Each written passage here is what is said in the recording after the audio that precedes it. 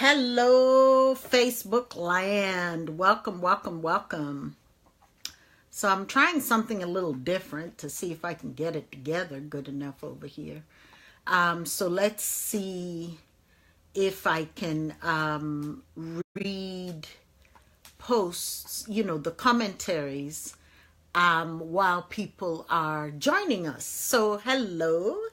Today is Thursday, January 11th, and we're already in the new year. I have my cup of tea. Cheers.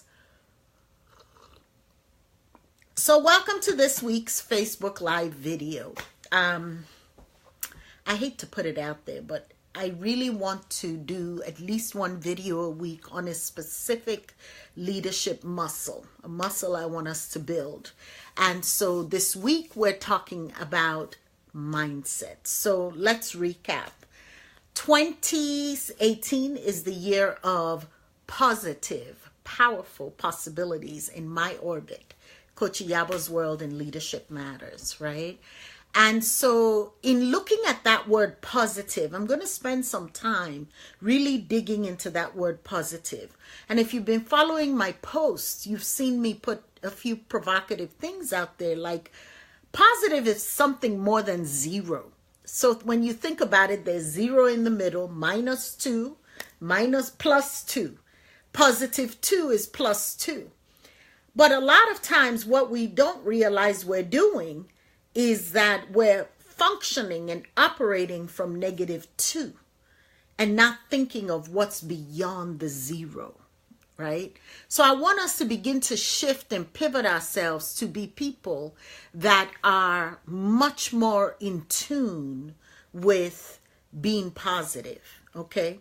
So there's lots of health benefits to being positive, but here's the one thing I really found with being positive, what I've found from my own personal experience and coaching people in leadership. If you're in crisis, it's very difficult to be positive, because when you're positive, the part of your brain that lights up and thinks, the prefrontal cortex that gets into gear, when you're positive, that functions. But when you're in crisis mode and you're in survival mode, your amygdala, that little gland the size of an almond at the back of your head, hijacks your whole brain and your circuitry system and your nervous system, and stops letting you be positive because it wants to be alive. And alive is right at that zero level. Like, I'm just trying to breathe, right? But how do we move into positivity? So welcome, Bishop McCants. Good to see you there. So I want us to talk about this thing of positivity.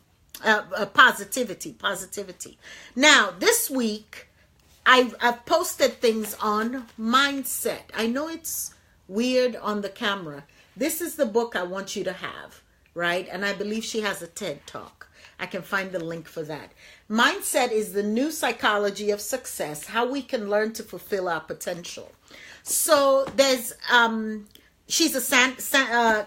Dweck is a Stanford University psychologist, right? And her research shows that people fall into two categories. Now, you can be one way about something, or you can be, in one way about another thing. But generally, people fall in the same bucket, right? Which is that they have a fixed mindset or a learner's mindset. So the fixed mindset is, it has to be this way. This is how it's going to be. I have to make X amount of dollars. I have to have X number of people in my church. This is fixed. As opposed to, I only got 10 people this week. What can I do to tweak and improve things, right? And so that's a learner's mindset. A learner's mindset doesn't take things personally. Oh, that person doesn't like me. That's why they looked at me funny. But here's the thing. When it comes to leadership, right? What is so amazing about this is a learner's mindset is what helps a business grow as the business serves other people. So a fixed mindset wants to validate itself. Do you understand? A fixed mindset wants to say, we are being validated and approved and affirmed that this is who I am. Yes, I'm okay. That's what a fixed mindset is looking for. See me, approve me, affirm me. And that's not such a bad thing. Every human being needs affirmation. But when it's in your mindset and in your worldview and how you look at the entire world, it does become a problem. So I'm looking for something on my other computer. Carol Dweck says that there are two meanings to ability, not one. A fixed ability that needs to be proven and a changeable ability that can be developed through learning. So the beauty of this statement is that oftentimes we think we need to have the right credentials to get the right job.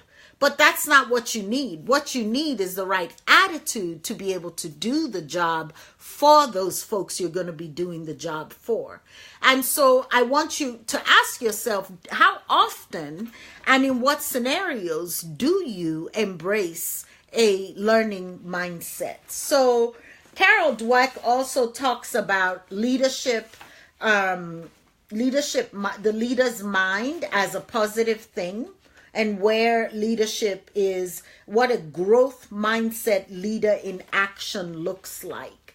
And I just wanted to read you a little bit of that because I found it very, very fascinating, and it's going to help you in your work, whether, regardless of what kind of work you're doing.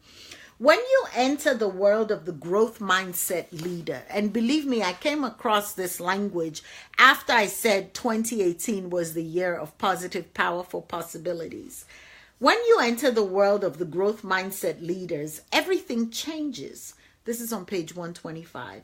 It brightens, it expands, it fills with energy, with possibility. It brightens, it expands, it fills with energy, with possibilities. You think, gee, that seems like fun. It has never entered my mind to lead a corporation, but when I learned about what these leaders had done, it sounded like the most exciting thing in the world. She goes on to say, as growth-minded leaders, they start with a belief in human potential and development, both their own and other people's. Instead of using the company as a vehicle for their own greatness, they use it as an engine of growth for themselves, the employees, and the company as a whole. So I want you to think about that today. What are areas of your life where you can extend yourself into a growth mindset? I'll be vulnerable. I'll share with you. I have a growth mindset. That's what helped me go to seminary and get a master's degree late into my 40s. That's what has helped me switch careers to do what my soul is truly calling for, and not this boring law practice that, I loved it. It was great when it was there, but it wasn't. I just don't believe that's what God designed me to do, at least not anymore. But there's an area of my life that I have had to look at what I've done in these parts of my life and pivot and apply the growth mindset to it. And that has been about getting in shape, losing weight, dealing with my body, right? I'm a mental person. I can sit here in my brain and be in my brain till Jesus comes. I'm fine with it. I am a nerd. Iyabo is a nerd. Okay? News blast. And of course, as I got older, my knees hurting, my back's hurting, the sedentary lifestyle is catching up with me. I look up one day, I'm like, I can't do this anymore. But honestly, I felt I couldn't do it. I felt I could not do it. I was like, this is too insurmountable. But I kept going back to where I had flexed my learner's mindset and said, if I can do it here, I can do it here. And I got some help. So I work with Kwavi. Go to kwavi.com. She's an amazing wellness coach. She gets in your head and helps you with those types of things.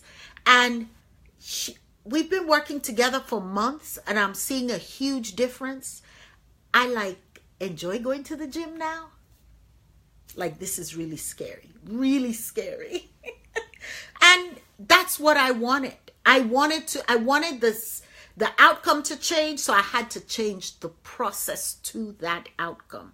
And so can you. I don't care what it is, right? so can you. So this week, one of the things I've done is I've created a Facebook mastermind group on vocational discernment in Christian spiritual circles. We call vocational discernment. That process of discerning what is the right vocation for you. Your vocation is your calling. Your vocation is your fit, where you are uniquely designed to fit into.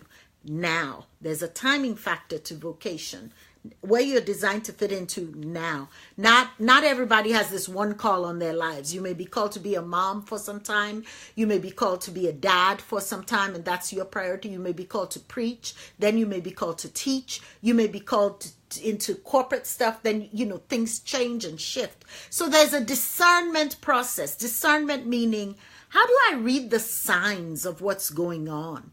What does this mean? How does it fit in with who I am? Who am I?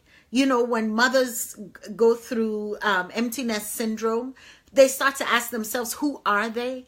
Identity is fluid and identity changes. And who I was in Nigeria growing up there is a very different person than who I am here today. And so for you.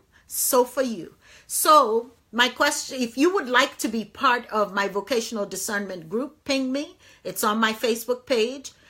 Email me, send me something, bring my attention to it. I will add you. It is a wonderful, intentional community. I am so excited about the things we're doing in there. It's free. It's free. You're going to get the best of me in there. I promise you that. And so with that, I want to ask you this. Where is your mindset? What are you willing to do this year to develop more of a learner's mindset so you can move into the things that bring you joy right here, that make you happy, that make you smile, that make you go, yeah, this is what I was built to do. What are you willing to do to get there? Leave me a comment, leave a message. I've enjoyed you today. Peace be with you. Bye-bye.